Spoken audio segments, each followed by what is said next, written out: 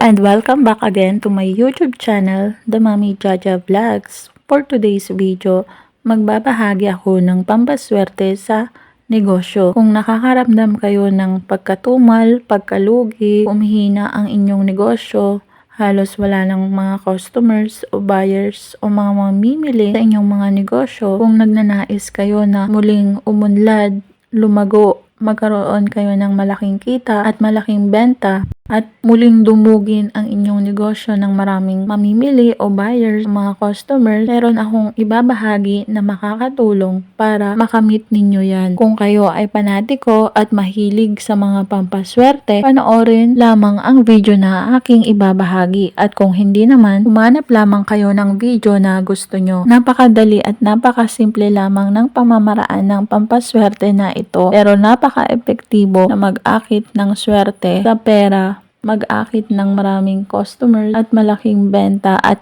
malaking kita sa inyong negosyo. Kaya wag na kayong magpatumpik-tumpik pa na subukan ang mga ganitong pamamaraan dahil napakasimple lamang ng mga sangkap na ating gagamitin. Napakasimple lamang ng pamamaraan ng pampaswerteng ito, pero subok at napaka-epektibo ang dulot ng pampaswerteng ito. Mangangailangan lamang tayo dito ng mga babasagin na mangkok o mga jar o mga baso, mga clear o kung may mga design ay pwede naman, pero kailangan ay babasagin. Laging mga babasagin ang gagamitin at lalagyan ito ng bigas na sakto lamang dito sa lagayan. Dahil alam naman natin na ang bigas ay simbolo talaga yan ng kasaganahan at maraming biyaya sa ating buhay. At mangangailangan din tayo dito ng 3 pirasong buong dahon ng laurel. Madalas talaga nagamitin ang dahon ng laurel sa lahat ng pampaswerte. Ginagamit ito na pampaswerte sa pera, pampaswerte sa negosyo, pampaswerte sa sugal, sa trabaho,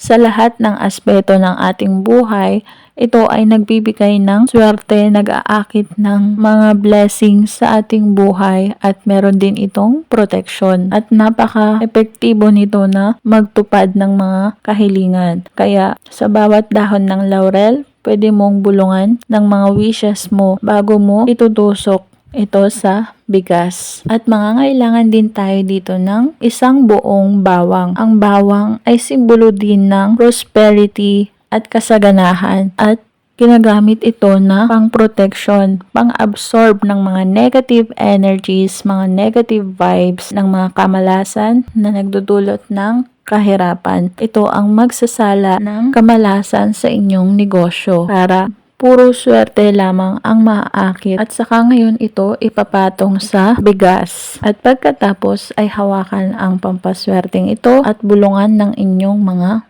good intentions para sa inyong negosyo na magkaroon kayo ng malaking benta, malaking kita, magkaroon kayo ng maraming pera, dumugin kayo ng maraming customers at buyers, uunlad, lalago, magkakaroon ng maraming branches, magtatagumpay kayo sa inyong negosyo. Bulungan nyo ng mga ganon na intention at i-affirm ninyo na makakamit ninyo, matatamasa ninyo ang mga yan. Kaya sa huli ay sasabihin nyo na I claim it, I claim it, I claim it 3 beses at ilalagay ito sa altar malapit sa inyong kahera, sa itaas ng cabinet, malapit sa inyong mga benta. At ang pagpapalit naman nito ay pagkatapos na ng 1 buwan. Ang dahon ng laurel ay susunugin at ihipan lamang ang abo nito sa hangin. Ang bawang ay ibabaon sa lupa at ang bigas ay iluto o isaing at gumawa ulit ng panibagong pampaswerte na ganito para sa inyong negosyo.